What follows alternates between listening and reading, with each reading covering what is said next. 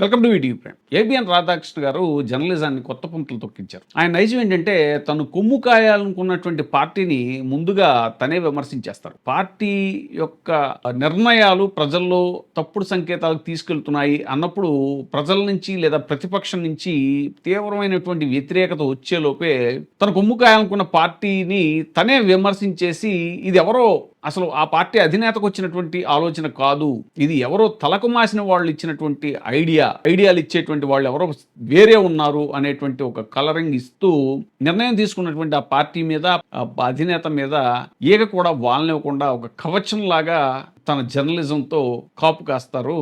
తాజాగా P4 విధానం అనేటువంటిది నా బ్రెయిన్ చైల్డ్ అని చంద్రబాబు నాయుడు గారు ఆయన స్వయంగా చెప్పుకున్నారు. అదొక గేమ్ చేంజర్ అవుతుంది పేదరికాన్ని నిర్మూలించడంలో అనేటువంటిది కూడా ఆయన చాలా బాహాటంగా ఆర్భాటంగా చేసినటువంటి ప్రకటన అందరికీ తెలిసిన విషయం. అయితే ఈ P4 విధానంలో మార్గదర్శకులను ఎంపిక చేసే విధానంలో ఒత్తిడి పెంచుతున్నారు అధికారులు అనేటువంటిది బయటకు వచ్చింది.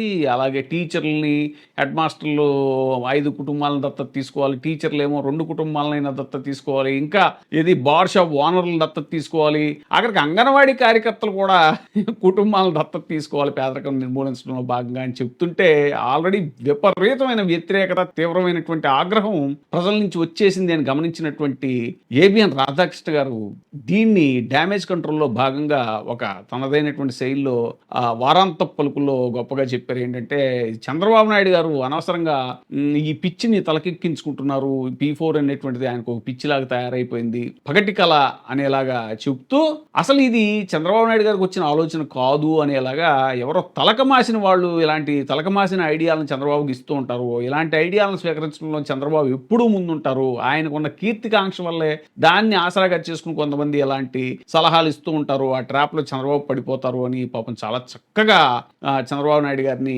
కవచంలాగా కాపాడుకుంటూ వచ్చారు రాధాకృష్ణ గారు. ఈ దిక్కుమాలిన సలహాను ఆయనకు ఎవరిచ్చారో తెలియదు గాని 2029 నాటికి రాష్ట్రంలో పేదరికం లేకుండా P4 విధానాన్ని అమలు చేస్తానని చంద్రబాబు చెబుతున్నారు. బంగారు కుటుంబాల ఎంపిక గందరగోళంగా ఉందనుకుంటే మార్గదర్శకుల ఎంపికకు కూడా టార్గెట్లు విధించడంతో సహాయం చేయాలనుకున్న వారు కూడా ప్రభుత్వాన్ని తిట్టిపోస్తున్నారు. దీంతో ప్రభుత్వం పరిస్థితి చెంపదెబ్బ గోడ దెబ్బగా మారుతోంది. దిక్కుమాలిన సలహాలు ఇచ్చే వారి విషయంలో కూటమి నేతలు జాగ్రత్తగా ఉండాలి. అయితే రాధాకృష్ణ గారు ఇక చెయ్యింది కూడా చెప్పుకునే అలవాటు ఉన్న చంద్రబాబు నాయుడు గారిని మీరు ఇలాంటి ఎన్ని ఐడియాలతోటి గిమ్మిక్కులతోటి ఆయన్ని కాపాడాలని ప్రయత్నం చేసినా అది కుదిరే పని కాదు అంటున్నారు రాజకీయ పరిశీలకులు.